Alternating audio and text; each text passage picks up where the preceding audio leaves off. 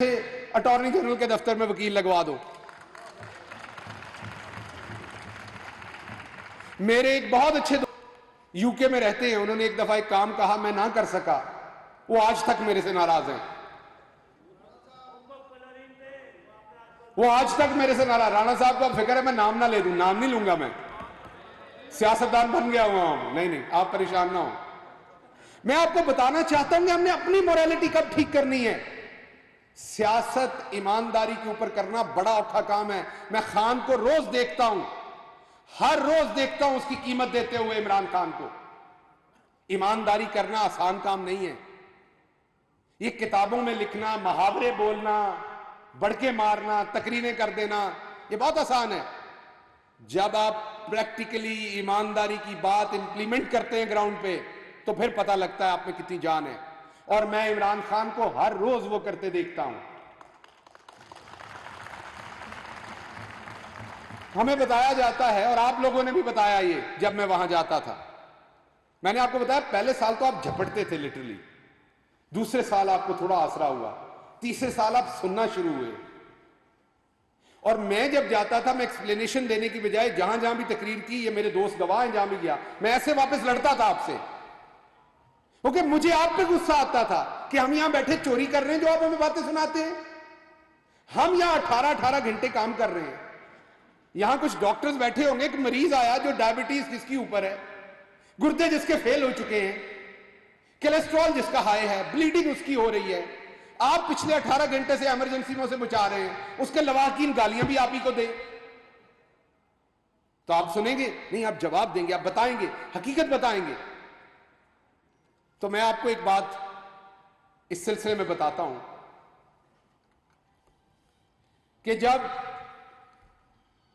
میں امریکہ میں گیا تو مجھے یہ بتایا گیا, یو کے میں بھی, امریکہ میں بھی, سعودی عرب میں بھی, خان صاحب بہت اچھے ہیں, ان کی ٹیم ہلکی ہے. یہ آپ سارے کہتے ہیں, مجھے پتا مانیں گے نہیں, پر آپ سارے یہی گھر میں اے جڑی تہاڈی سیاست ہے نا, تسی سارے کہندے ہو ایسے ہی ہے نا. آج میں آپ کو بتاتا ہوں, کبھی بھی اچھا کپتان بری ٹیم چوز نہیں کر سکتا, یہ ممکن نہیں ہے. اب میں آپ کو نواز شریف کی ٹیم گنواتا ہوں. پہلے 2013, ابھی کھول لیجئے, گوگل کیجئے, 2013 نواز شریف کیبنٹ, نام سامنے آ جائیں گے. نمبر 1 پہ خواجہ آصف, یہ جو ہے وہ یو اے ای کے اندر جو اقامہ ہے, اس کے ساتھ ساتھ سیالکوٹ کے اندر ایک 2 نمبر ہاؤسنگ سوسائٹی, جعلی چاول کا کاروبار, کالے دھن کو وائٹ کرنا. مجھے بتانے کی ضرورت تو نہیں ہے, اس کی قابلیت مجھے آپ کو بتانے کی ضرورت, یہ اس کا پہلا پلیئر تھا. دوسرا پلیئر اس کا تھا احسن اقبال. احسن اقبال کے بھائی نے 3 لاکھ روپے میں ایک پودا بیچا پنجاب کے اندر, ڈاکومنٹس پڑے ہوئے ہیں, سارے ٹھیکے لاہور کے اندر اس کے بھائی نے لیے, ڈاکومنٹ پڑے ہوئے. ان کے نانا نے قائد اعظم کی مسلم لیگ نون کے خلاف الیکشن لڑا اور ہارے. ایک سیکنڈ رکیے, اس کا بھی جواب دیتا ہوں آپ کو. اس کا بھی آپ کو بڑا گلا ہے کہ آپ نے اندر نہیں کیے لوگ, اس کا بھی جواب دے کے جاؤں گا.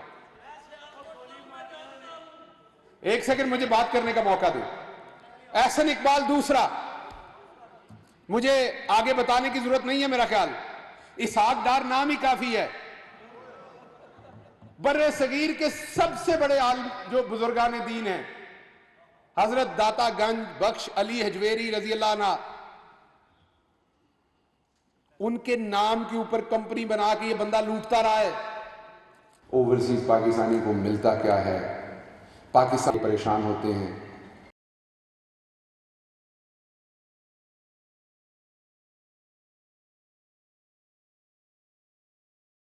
ہم اس تبدیلی کے لیے کوشش بھی کرتے ہیں, لیکن پھر بھی کئی دفعہ وہ تبدیلی ان اسپیسیفک ایریناز کے اندر کیوں نہیں آتی. ان تمام چیزوں کے بارے میں آپ سے دل کھول کے بات کروں گا, لگی لپٹی رکھے بغیر. دیکھیے, سب سے پہلے سوال ہے کہ اوورسیز پاکستانی چاہتا کیا ہے. اوورسیز پاکستانی ملک سے باہر ہوتا ہے, وہاں وہ سیٹل ہے, ذریعہ معاش سیٹل ہے, اس کی فیملی ہے، کاروبار ہے یا نوکری ہے، تو یہاں سے بہتر پیسے کماتا ہے، بہتر لیونگ سٹینڈرڈ میں رہ رہا ہے، پھر وہ چاہتا کیوں ہے؟ وہ کیوں لوٹ کے بار بار پاکستان آتا ہے؟ وہ 3 چیزیں چاہتا ہے۔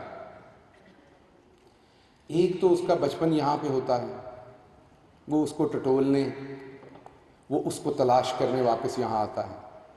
اس نے اپنی زندگی کے سارے خواب یہاں دیکھے ہوتے ہیں، میں بڑا ہوں گا تو میں یہ کروں گا، میں فلاں کے لیے یہ آسانی پیدا کروں گا، میں فلاں چیز یہاں پر کروں گا۔ تو اس نے وہ تمام خواب جو جن جگہوں پر، جس اسکول میں، جن گلیوں میں دیکھے ہوتے ہیں، وہ وہاں پر آ کے جب ٹٹولتا ہے تو اسے اس کی گداز جو ہے وہ محسوس ہوتی ہے۔ اس کے علاوہ جو بڑی بات ہے وہ یہ ہے کہ ذرا تھوڑی سی آپ نے خاموشی اختیار کرنی ہے پلیز سامنے۔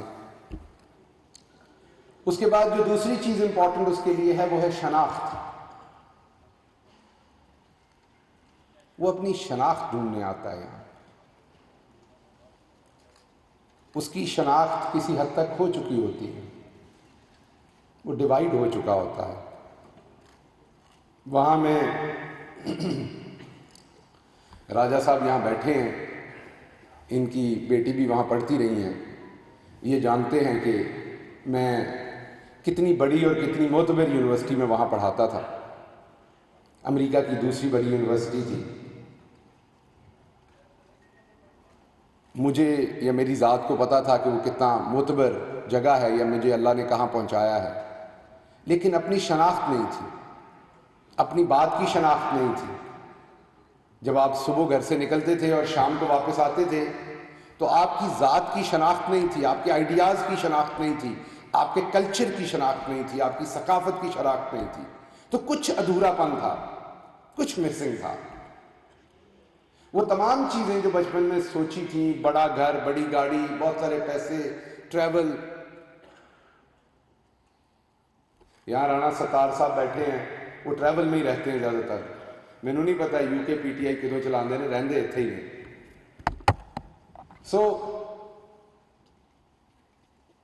آپ کو سب کچھ میسر ہوتا ہے لیکن آپ کو شناخت میسر نہیں ہوتی۔ آپ پھڑے مارتے ہیں بیٹھ کے بچوں کے ساتھ، گپیں پھڑے پاکستان کے بارے میں، اپنے خاندان کے بارے میں، اپنے دوستوں کے بارے میں، اپنے ضلع کے بارے میں۔ آپ کے بچے آنا نہیں چاہتے یہاں کیونکہ یہاں کا سسٹم ڈیفرنٹ ہے۔ وہ ایک دفعہ آتے ہیں تو انہیں وہ فیلنگ ملتی ہے جس سے وہ دوبارہ آنا نہیں چاہتے۔ آپ انہیں گھنٹوں قائل کرتے ہیں کہ پاکستان سے بڑا اچھا ملک دنیا میں کوئی نہیں ہے، لیکن وہ پھر بھی مان کے راضی نہیں۔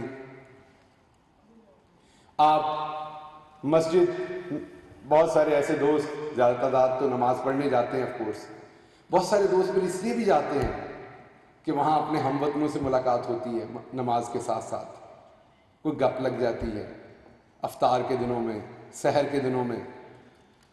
پھر ہم اپنی گیدرنگز کرتے ہیں، آپ کو پتہ ہے کھانوں پہ وہاں سیاست کی خوب داؤ پیچ ہوتے ہیں۔ اگر 10 پی ٹی آئی والے ہوتے ہیں تو 2 نون لیگ کے بھی ہوتے ہیں، اور انہوں نے اس پورے گھر دے وچ رفڑ پایا ہوتا ہے اس ڈنر دے وچ۔ یہ ایک پانی دیجیے گا مجھے پلیز، بیٹا یہ پانی ادھر دیجیے۔ اوورسیز پاکستانی جو ہے وہ بنیادی طور پر، شکریہ جی، وہ بنیادی طور پر شناخت کا متلاشی ہوتا ہے۔ اس شناخت کے لیے وہ وہاں گھر ہونے کے باوجود یہاں گھر بناتا ہے۔ پہلے تو جب وہ گھر بنانا شروع کرتا ہے تو اس کو تارے دکھا دیے جاتے ہیں، اکثر تو پلاٹ پہ قبضہ ہو جاتا ہے، ملتا ہے تو بعد میں پتہ چلتا ہے مہنگا مل گیا۔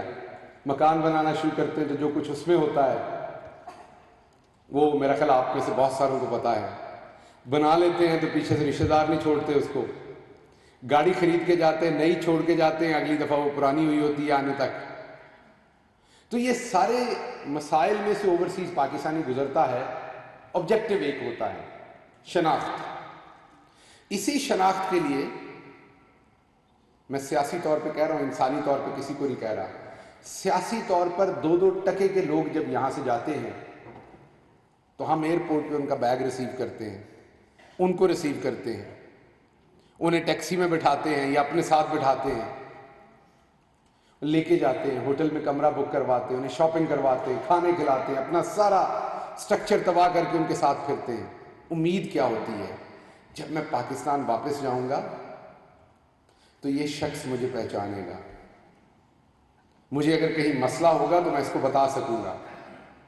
وہ جو آپ کے دوست، آپ کے ساتھ والے اسکول کے دوست جن کی زندگی میں سے آپ مائنس ہو گئے ہیں، یہاں پر اگر کوئی پولیس میں ہے، اگر کوئی بیوروکریسی میں ہے، اگر کوئی وکیل ہے، تو اس نے اپنی ایک شناخت بنائی ہوئی ہے۔